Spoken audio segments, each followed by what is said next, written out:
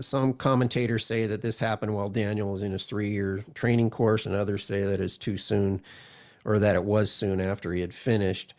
Um, and in keeping with this, the ancient Babylonians spoke of the beginning and the end of a reign of their kings in a way that often overlapped in years.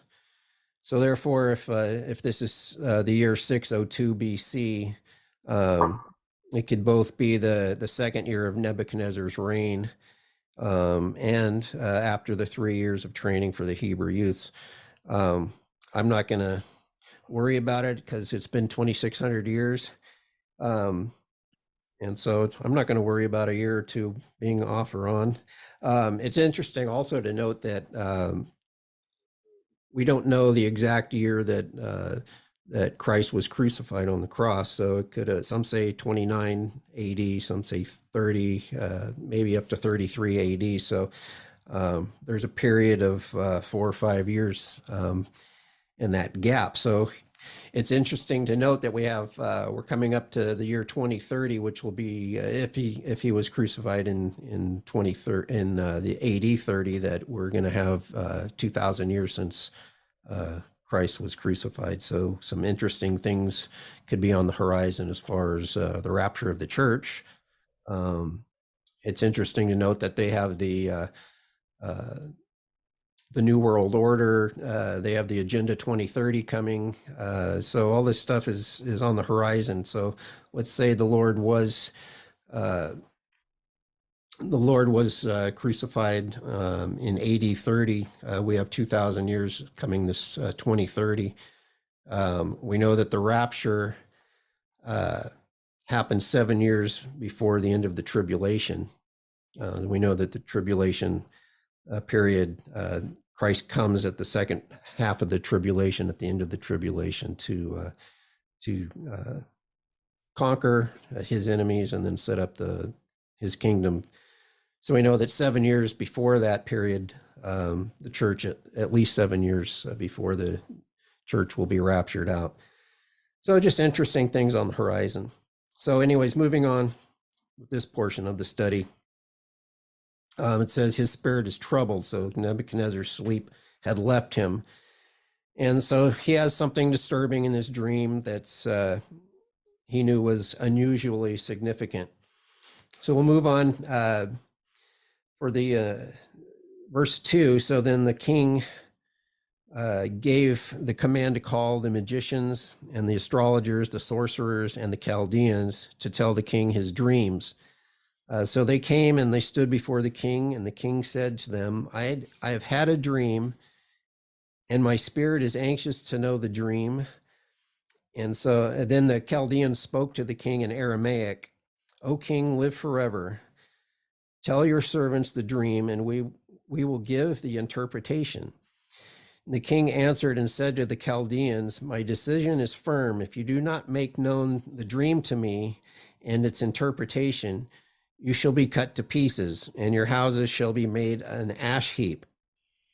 However, if you tell me the dream and its interpretation, you shall receive from me gifts, rewards, and great honor. So therefore, tell me the dream and its interpretation. And they answered again and said to him, or said, let the king tell his servants the dream, and we will give its interpretation. And then the king answered and said, I know for certain that you would gain time because you see that my decision is firm. If you do not make known the dream to me, there is only one decree for you. For you have agreed to speak lying and corrupt words before me till the time is changed. Therefore, tell me the dream, and I shall know that you can give me its interpretation. So there's a lot to unpack here. So it's hard to say if Nebuchadnezzar really remembers his dream, number one. Perhaps he had a general sense of it. Some of us, we have dreams and we remember, or we just have a vague remembrance of details. So that could be the case here. Nebuchadnezzar couldn't know for certain that the wise men gave a correct interpretation of the dream. Did I say couldn't? Yeah, couldn't know for certain. And then he could test their ability, though, to tell them or tell what he dreamed. So despite their protests, Nebuchadnezzar didn't ask too much of these magicians, astrologers, sorcerers, the Chaldeans. These men made their living on a supposed ability to contact the gods and gain secrets from the spirit realm. So kind of sounds like familiar spirits, or what we have today with psychics and whatnot. If they were really what they claimed to be, they should be able to tell Nebuchadnezzar both the dream and its interpretation. So none of this 1-800 psychic hotline stuff. So he says, you shall be cut to pieces. So this is a harsh threat of Nebuchadnezzar. And the method of execution he described are both perfectly consistent with the character of ancient Eastern monarchs. It mentions, excuse me, the Chaldeans. So this is the first mention of the Chaldeans, which was a class of soothsayers to the king. The Chaldeans spoke to the king in Aramaic. So this is another interesting portion. The biblical text is in Aramaic and not Hebrew. And so this is the first section of the Bible, or this is the only section of the Bible, rather, that is written in Aramaic.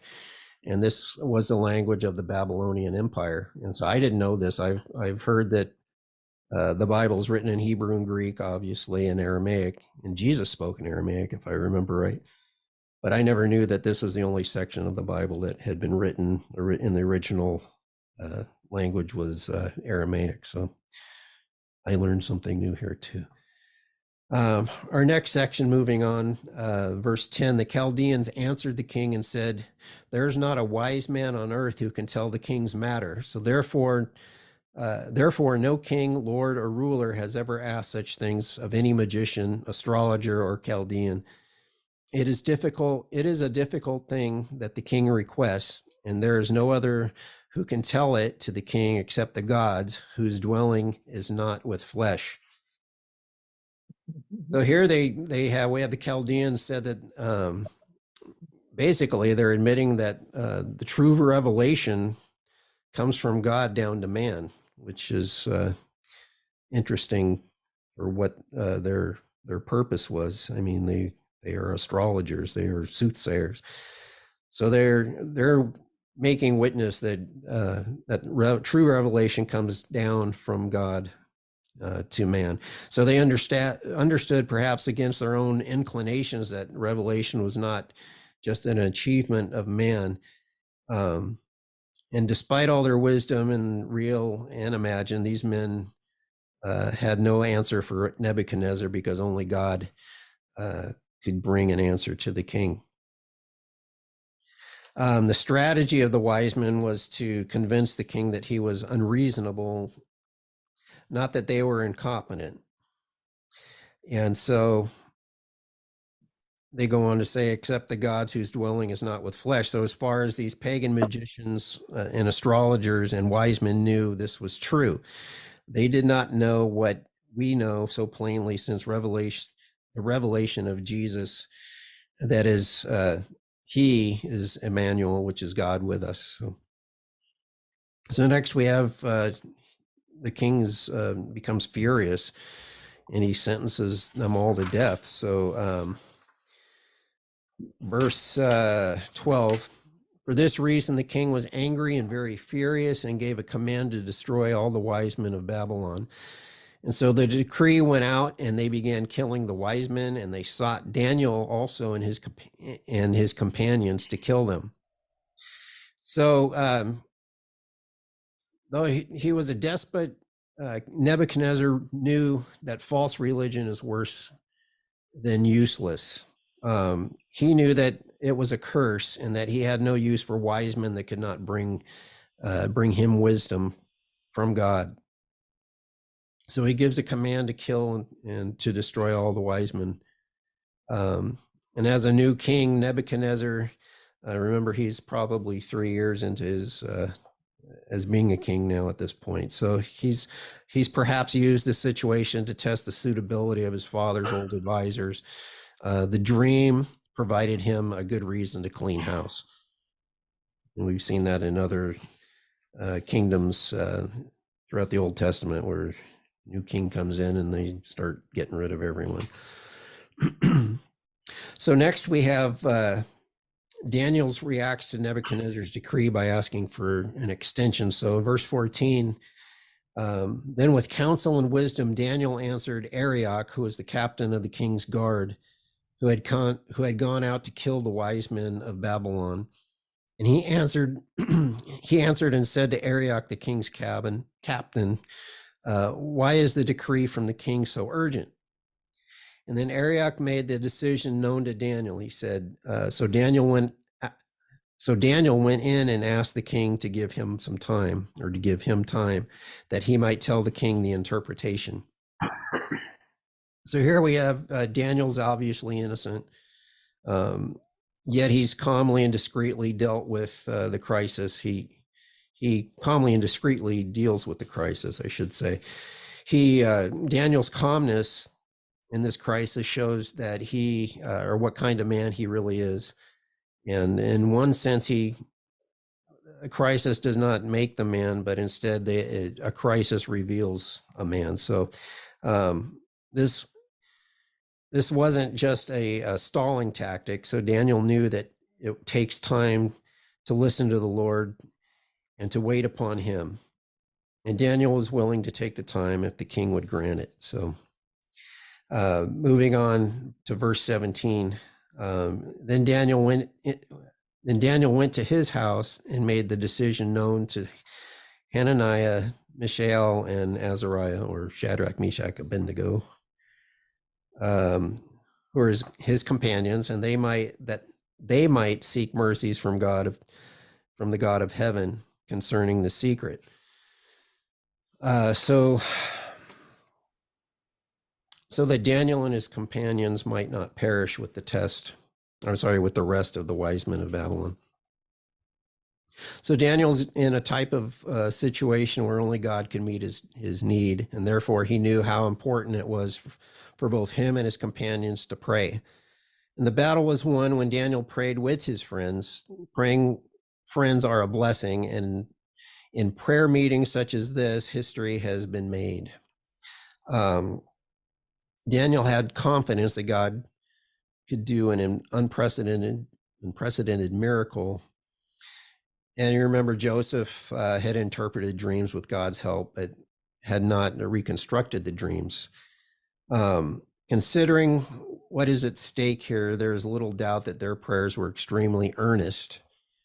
And so with that, we know that God listens to earnest prayer. So moving on to verse 19, God reveals the dream and the interpretation. So verse 19, then the secret was revealed to Daniel in a night vision. So Daniel blessed the God of heaven. So this was not religion, but it's revelation. Daniel did not find it out. God revealed it to him. And so in Christianity begins with the principle of revelation. What we know about God is what he reveals to us. We do actively seek him, but we seek what he has revealed. And our job isn't to figure things out about God, but to understand what he has revealed to us. So in this night vision, we don't know exactly what this is. It may have been a dream, or it could have been a supernatural vision that happened at night. Excuse me. So next we have Daniel praising God for this revelation. So verse 20 through 23, Daniel answered and said, blessed be the name of God forever and ever, for wisdom and might are his, and he changes the times and the seasons. He removes kings and raises up kings. He gives wisdom to the wise and knowledge to those who have understanding. He reveals deep and secret things. He knows what it is, or what is in the darkness, and light dwells with him. I thank you and praise you, O God of my fathers. You have given me wisdom and might, and have now made known to me what we have asked of you. For you have made known to us the king's demand. So Daniel praises God for his power and might, and Daniel thought of how God is in command of all things. And now God is mightier than a king like Nebuchadnezzar. So Daniel praised God for his communication to man. All God's power and might were of little help to Daniel if God stayed silent. So Daniel's grateful that God revealed his great knowledge. Daniel had the certainty of faith to believe that God gave him power, or gave him the answer even before confirming it before Nebuchadnezzar. So our level of faith is often indicated by how long it takes us to start praising God. If we don't praise him until the answer is in hand, then we don't have much faith. But greater faith is able to praise God when the promise is given and received. So we move on to this, our third section, the dream of Nebuchadnezzar and its interpretation now. So this is where things start to get interesting. Verses 24 through 30, we see Daniel's ushered into the king's presence, and he gives glory to God for revealing the dream. Verse 24 says, "Therefore Daniel went to Arioch, whom the king had appointed to destroy the wise men of Babylon. And he went and said thus to him, do not destroy the wise men of Babylon. Take me before the king, and I will tell the king the interpretation." So then Arioch quickly brought Daniel before the king and said thus to him, "I have found a man of the captives of Judah who will make known to the king the interpretation." The king answered and said to Daniel, whose name was Belteshazzar, "Are you able to make known to me the dream which I have seen and its interpretation?" Daniel answered in the presence of the king and said, "The secret which the king has demanded, the wise men, the astrologers, the magicians, and the soothsayers cannot declare to the king. But there is a God in heaven who reveals secrets, and he has made known to King Nebuchadnezzar what will be in the latter days." This is speaking of the future. "Your dream, the visions of your head upon your bed were these. As for you, O king, thoughts came to your mind while on your bed about what would come to pass after this. And he who reveals secrets has made known to you what will be. But as for me, this secret has not been revealed to me because I have more wisdom than anyone living, but for our sakes who make known the interpretation to the king, and that you may know the thoughts of your heart." So here we see that Arioch, he tried to glorify himself and Daniel for the answer to the king's dream. Daniel refuses to take credit, and recognizing that the credit went to God, who revealed this dream to Daniel. And so then it says, what will be in the latter days? So Nebuchadnezzar's dream didn't just concern himself or for his kingdom, but the whole span of the future, which was to Nebuchadnezzar the latter days. So moving on, verse 31, "You, O king, were watching, and behold," so this is the interpretation of the dream. "You were watching, and behold, a great image. And this great image, whose splendor was excellent, stood before you, and its form was awesome. This image's head was of fine gold, its chest and arms of silver, its belly and thighs of bronze, its legs of iron, its feet partly of iron and partly of clay." So picture a statue made out of gold, bronze, silver, iron, and clay. So you watched while a stone was cut out without hands, which struck the image on its feet of iron and clay, and broke them into pieces. Then the iron, the clay, the bronze, the silver, and the gold were crushed together and became like chaff from the summer threshing floors. The wind carried them away so that no trace of them was found. And the stone that struck the image became a great mountain and filled the whole earth. So here we have behold a great image. Daniel's description was clear that this was a massive and spectacular image made of different materials, which, the gold, silver, bronze, iron, and iron, partly of clay, or partly clay and iron, I should say. The materials descended in value from top to bottom. So with gold at the top and the iron mixed with clay at the bottom. The spectacular image was destroyed by a stone made without hands. Heard that before. And what remained of it was blown away like worthless chaff. And while the stone became a great mountain and filled the whole earth. So this is a reference to Jesus, as we will see. So the interpretation of the dream, it's next. So verse 36, this is the dream, and now we will tell the interpretation of it before the king. You, O king, are a king of kings, for the God of heaven has given you a kingdom, power, strength, and glory. And wherever the children of men dwell, or the beasts of the field and the birds of heaven, he has given them unto your hand, and has made you ruler over them. You are this head of gold. But after you shall rise another kingdom inferior to yours, then another, a third kingdom of bronze, which shall rule over all the earth. And the fourth kingdom shall be as strong as iron, inasmuch as iron breaks in pieces and shatters everything. And like iron that crushes, the kingdom will break into pieces and crush all the others.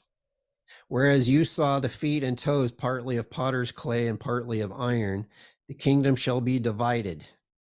Yet the strength of the iron shall be in it, just as you saw the iron mixed with ceramic clay. And as the toes of the feet were partly of iron and partly of clay, so the kingdom shall be partly strong and partly fragile. As you saw iron mixed with ceramic clay, they will mingle with the seed of men, but they will not adhere to one another, just as iron does not mix with clay. And in the days of these kings, the God of heaven will set up a kingdom which shall never be destroyed. And the kingdom shall not be left to other people. It shall break in pieces and consume all these kingdoms, and it shall stand forever. Inasmuch as you saw that the stone was cut out of the mountain without hands, and that it broke in pieces the iron, the bronze, the clay, the silver, and the gold, the great God has made known to the king what will come to pass after this. The dream is certain, and its interpretation is sure. So a lot to unpack in these 9 verses here. So Daniel is first accurately reported the context of Nebuchadnezzar's dream, and this gave Daniel credibility when explaining what the dream meant, which was the interpretation. So he says, you are this head of gold. Nebuchadnezzar was clearly said to be the head of gold, and after him would come three other kingdoms, each represented by different materials Nebuchadnezzar saw in his dream. So the different materials that he saw in his dream. After the succession of kingdoms, then came the final kingdom, which is set up by God. Nebuchadnezzar's kingdom was likened unto gold because it was not an absolute monarchy, or it was an absolute, it was an absolute monarchy, God's ideal government, but Nebuchadnezzar is not, however, God's ideal monarch. The dream is certain and its interpretation is sure. So the prophetic dream is clearly fulfilled in history. We have 3 dominating empires that came after Babylon, which was the Medo-Persians, the Greek, and the Roman empires. The nature of these empires was accurately reflected by the nature of the image of Nebuchadnezzar, boy, try saying that 100 times, Nebuchadnezzar saw in his dream. The empires succeeding Babylon were inferior to Nebuchadnezzar's head of gold, in the sense that or of their centralization of absolute power. Nebuchadnezzar was an absolute monarch, and the succeeding empires were progressively less or less so. They were larger and lasted longer than Babylon, but none held as much centralized power as Nebuchadnezzar did. So Babylon, being the head of gold, was an absolute autocracy, and Persia, a monarchical oligarchy with nobles equal to the king in all but office. It's represented as silver, or by the silver. And then Greek is set forth by brass and indicated the still lower value of its aristocracy of mind and influence. And then Rome, a democratic imperialism with military dominion dependent upon the choice of army and citizenry and administered in the spirit of martial law. It's set forth by the iron. So then the third kingdom of bronze was the one which shall rule over all the earth. Indeed, this is Alexander the Great. The Grecian Empire was the largest among those compared to the image, or compared in the image, except the final government, which will be the Messiah. The Babylonian Empire stood for 66 years, so not too long. The Medo-Persian Empire was lasted for 208 years. The Grecian Empire was for 185 years. And the Roman Empire stood for more than 500 years. And interesting to note, the Roman Empire has never been conquered. It just kind of dissolved. And you can consider the United States an offshoot of the Roman Empire, as it came out of Great Britain, which was a Roman part of the Roman Empire at that time. So the Roman Empire is still just kind of, it's represented by all these, the Western nations now. It's dormant, but it will be revived. So in the days of these kings, the God of heaven will set up a kingdom which shall never be destroyed. So this describes the fulfillment of this prophecy in the future. Where the stone cut without hands shatters a confederation of kings represented by the feet of the image. And then God's kingdom will dominate the earth, the millennial kingdom that we read about in Revelation. Since Roman history provides no fulfillment of this federation of kings, which seems to number 10, the number 10 because of the number of toes. We have 10 toes. So we have passages that we'll see, like in Daniel 7:24 coming up, in Revelation 17, if you were part of that study. We have 10 toes, or 10 regions, 10 nations. This prophecy is still coming in the future.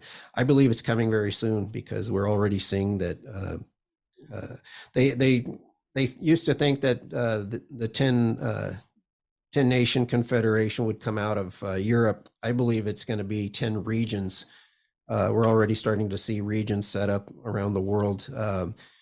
One of which they're getting ready to combine the United States, Central America, and Canada as a particular region. And they're going to do this as they set up this one world government in the near future. Since the fall of the Roman Empire, there's never been a world dominating empire equal to Rome.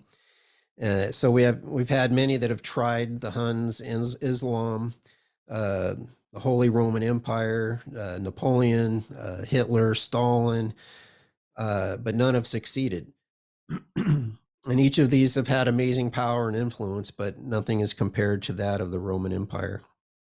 And the Roman Empire, in some form or another, will be revived under the leadership of the final fallen dictator, which is the Antichrist. So we see it's broken into pieces: the iron, bronze, clay, silver, and gold. This is described. It describes a single decisive event that shattered the image representing the glory of man's rule on earth. And since the church or the gospel have not in a single decisive event shattered the reign of human kingdoms, this event also is still in the future. Um, and if we look at the Olivet Discourse, we're told about Matthew 24, Mark 13, Luke 21, what Jesus says the signs of the times would be, um, you know, prior to his coming. And so we're seeing those, if we look at the signs of the times right now of the world, we know that this future event is coming. It's very near. We have the stone cut without hands, which is the Messiah. It's not the church. Um, Psalm 118, Isaiah 8, Isaiah 28, Zechariah 3, they all also refer to Jesus as a stone. So we know that this is speaking of Jesus. Um, Therefore, this final superpower of the world is thought to be a revival of the Roman Empire, which is a continuation of this image. And this will be the final world empire that the returning Jesus will conquer over. The kingdom shall be partly strong and partly fragile. So this final world empire will be according to the nature of the clay, which is mixed with iron. This will be it'll have more. I just lost my spot. It will be according to the nature of the clay mixed with iron. It will have more the image of true strength than the substance of strength. So as a whole, the image accurately represented human power and empire. The image seems invincible, but it was actually unstable at its base. So therefore, one blow to the foundation could topple the whole thing.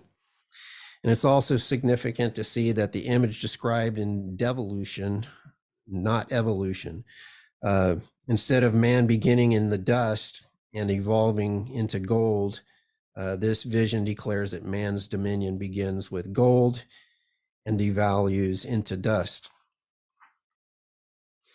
So, some 40 years from this, in the future, so we had Daniel has another vision, which we'll read about in the coming weeks. So Daniel's vision describing the same succession of empires, and Daniel saw it from God's perspective, and Nebuchadnezzar saw it from man's perspective. So Nebuchadnezzar sees this empire as an impressive image, and Daniel saw them as fierce beasts. So the dream is certain and its interpretation is sure. So Daniel didn't guess or analyze.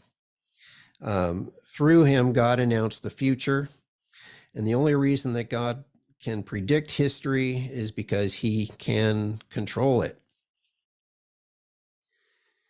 So moving on, we come to our final three verses, which is Nebuchadnezzar's reaction to Daniel's reporting of the dream. And so verse 46, then King Nebuchadnezzar fell on his face prostrate before Daniel and commanded that they should present an offering and incense to him. The king answered Daniel and said, truly your God is the God of gods, the Lord of kings, and a revealer of secrets, since you could reveal this secret. Then the king promoted Daniel and gave him many gifts, or great gifts, and he made him ruler over the whole province of Babylon, the chief administrator over all the wise men of Babylon, and the chief administrator. So also Daniel petitioned the king, and he set Shadrach, Meshach, and Abednego over the affairs of the province of Babylon. But Daniel sat in the gate of the king. So here he's promoted. Nebuchadnezzar falls on his face. So this great king obviously was impressed. He wasn't in the habit of showing such respect to anyone, especially to a foreign slave who was about to be executed with the rest of the wise men. So, and this confirmed that Daniel accurately reported the dream and skillfully explained its meaning. So Nebuchadnezzar acknowledges God. Your God is the God of gods. So Nebuchadnezzar knew that it wasn't Daniel himself that revealed these things, but Daniel's God revealed it through Daniel. And Daniel wanted the glory to go to God, and it did. With that, I believe that, and we'll see some other scripture in the coming chapters. We'll see that Nebuchadnezzar is a true believer in God. I believe that we will see him in heaven. Um, the king promoted Daniel, so Daniel is not only had his life spared, but he was promoted to a high office, and he made sure his friends were also promoted. Um, it was fitting that Daniel's friends got to share in his advancement because they accomplished much of the victory through their prayers together. So that would be the conclusion of our study tonight. Do we have any questions, comments?